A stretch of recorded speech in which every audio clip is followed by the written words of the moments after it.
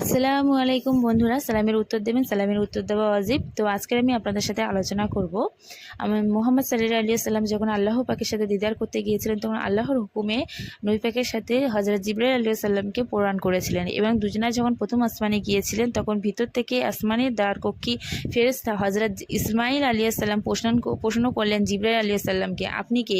হযরত জিবরাইল আলাইহিস সালাম বললেন, আমি জিবরাইল। তারপর আবার ভিতরের ফেরেশতা জিজ্ঞাসা করলেন, আপনার সাথে আর কে আছেন? হযরত জিবরাইল আলাইহিস সালাম বললেন, আমার সাথে আছেন আখেরি জামানার নবী মুহাম্মদ সাল্লাল্লাহু আলাইহি ওয়াসাল্লাম। তারপর ভিতরের ফেরেশতা আবার জিজ্ঞাসা করলেন, আপনাকে কি তার কাছে প্রেরণ করা হয়েছে? তারপরে জবাবে হযরত জিবরাইল আলাইহিস সালাম বললেন, হ্যাঁ, আমাকে তার কাছে প্রেরণ করা হয়েছে। একথা শুনে ভিতরের ফেরেশতা ধমনী দিয়ে মারহাবা বলে দরজা খুলে দিলেন। এরপরে ভিতরে গিয়ে মুহাম্মদ সাল্লাল্লাহু আলাইহি ওয়াসাল্লাম যেগুলো দেখেছেন সেগুলো আলোচনা করব পার্ট 2-তে।